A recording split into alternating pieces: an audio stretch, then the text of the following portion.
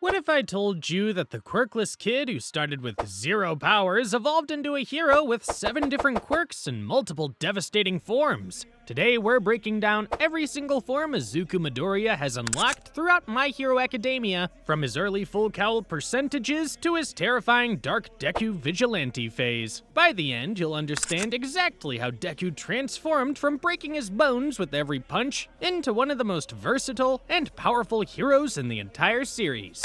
Let's start with the foundation that changed everything for Deku: One For All itself. One For All was the transferable quirk possessed by its 9th user, Izuku Midoriya, combining 8 different individual superpowers together and creating powerful bursts of energy. The quirk was originally created when All For One gave a strength stockpiling quirk to his younger brother, Yoichi, not knowing Yoichi had a quirk that allowed powers to be passed down. These two quirks combined to become One For All, growing stronger with each generation as the power accumulated. Initially, Izuku had absolutely zero control over this overwhelming power. He could only use One For All at 100%, which grievously injured his body each time, resulting in his visibly scarred and permanently crooked right hand and arm. This is because Izuku's 10 months of training with All Might was only the minimum needed to avoid having his limbs blown off completely. But everything changed when Deku learned to spread his power evenly across his body. Now, here's where his evolution truly begins, and trust me, each form gets progressively more insane. Full Cowl at 5% was Deku's first major breakthrough during his internship with Gran Torino. When Izuku activates Full Cowl, red vein-like lines course throughout his body that coincide with the energy flowing through him, and his body and eyes start to glow with a green bioelectric aura. This technique allowed him to spread 5% of One For All's power throughout his whole body instead of concentrating it in one place. The maneuverability boost was incredible. He could scale buildings with ease, clear large jumps, and his reflexes improved dramatically. His increased mobility even allowed him to outpace Hantasero during a race, leaving his classmates in complete awe. But 5% was just the beginning of his percentage progression. During his fight against Katsuki Bakugo after the Provisional Hero License exam, Deku pushed his limit further and unlocked Full Cowl at 8%. This upgrade gave him noticeably increased strength and speed, allowing him to keep up with Bakugo's explosive movements. The percentage jumps might seem small, but each increase represented weeks of intense training and physical conditioning. And speaking of training, wait until you hear about the massive leap he makes next. By the start of his internship with Endeavor, Deku could consistently use Full Cowl between 10 and 15% without any strain on his body. During his battle with Overhaul, he exceeds his limits at the time and pushed to 20% for the first time. Full Cowl at 20% allowed Deku to produce strong shockwaves with his attacks and move at speeds that seemed impossible just months earlier.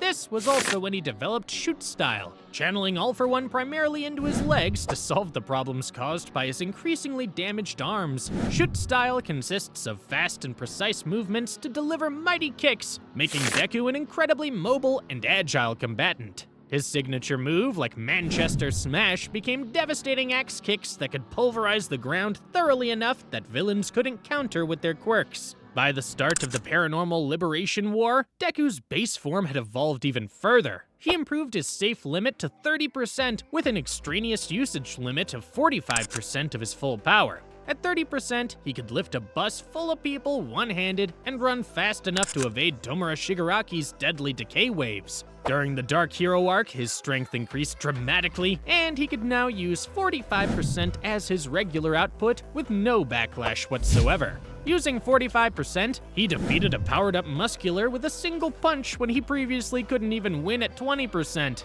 He could easily collapse buildings when fighting his classmates, and even managed to break out of Dark Shadow's Ragnarok form. But here's where things get absolutely wild: Deku's awakening of Vestige's quirks. The quirk factors of previous One For All holders had merged with the core and drastically increased in strength over generations. This granted Izuku the ability to access and utilize the quirks of all previous One For All users. Black Whip was the first Vestige quirk Deku unlocked during the joint training exam, and he struggled to control it initially. Black Whip originally belonged to Daigoro Banjo, the 5th user, and allows Izuku to produce black energy tendrils from his body. These tendrils can be used for grappling, swinging between buildings, restraining opponents, and even long-range combat. The strength of Black Whip is tied directly to the user's emotional state, particularly anger, which made it extremely dangerous when Deku first awakened it.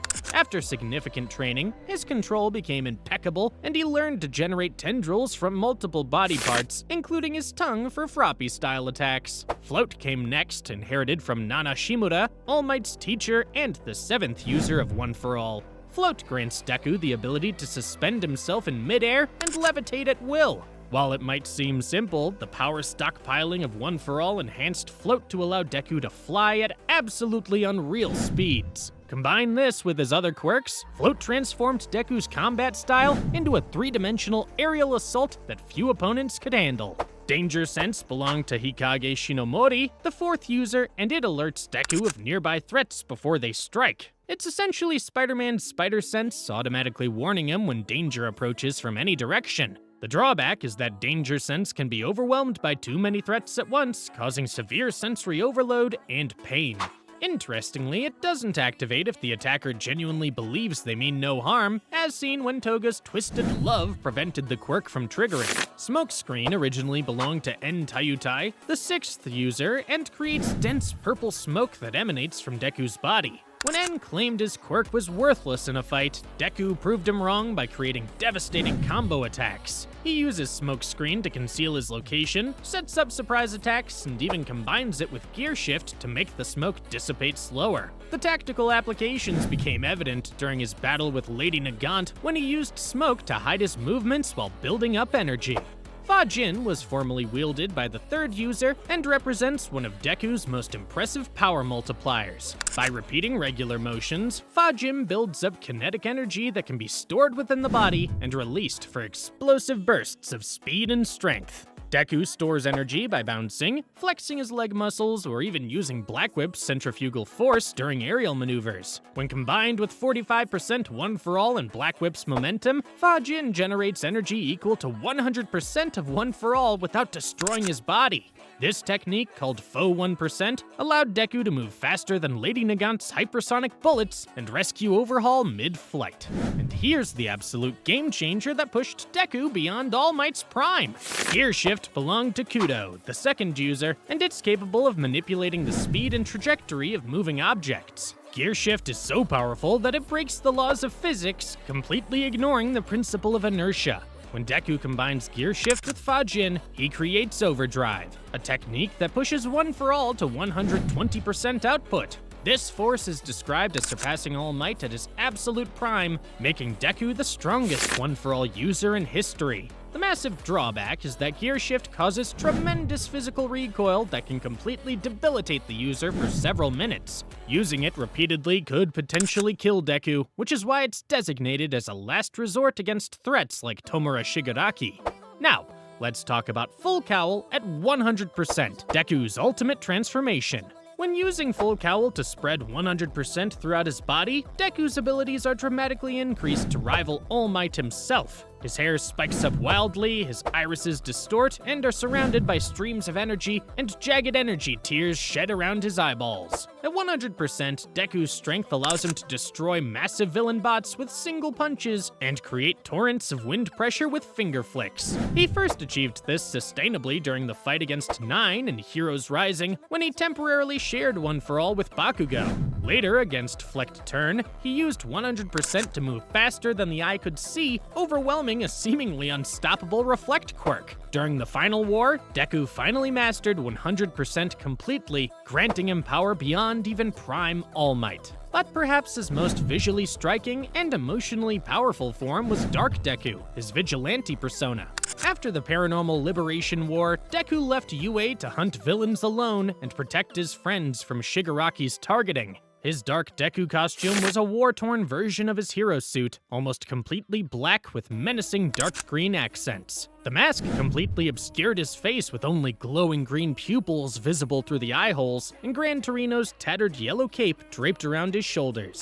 His appearance was so intimidating that he looked more like a villain than a hero, perfectly capturing his descent into obsession. Dark Deku constantly used Black Whip as pseudo-armor, with black tendrils snaking across his body and creating a terrifying silhouette. He wasn't eating, sleeping, or bathing between battles, pushing his body to absolute breaking points while using 45% constantly. The mid-gauntlets on his arms allowed him to temporarily exceed his 45% limit, though they still couldn't withstand 100%. This form represented Deku at his lowest point emotionally, but also showcased his incredible determination and selfless nature. His classmates eventually tracked him down and reminded him that being a hero doesn't mean suffering alone. Finally, there's Deku Overlay, his most savage and desperate form created during the final battle. To deal with gearshift's debilitating recoil, Deku used Black Whip to manually control his paralyzed body from within. 4 Black Whip tendrils sprout from his back, 2 more from his torso, his fingers are laced with black claws, and his entire body is snaked with Black Whip. The most disturbing feature is that the tendrils around his mouth resemble a monstrous jaw, giving him an absolutely feral appearance. This form allowed Deku to continue fighting even when his body should have been completely immobilized. He used Black Whip to pull at his muscles and tendons internally, simulating movement and even building up Fajian energy while technically paralyzed. Deku Overlay represents the absolute peak of his resourcefulness and willpower, using every tool at his disposal to protect others.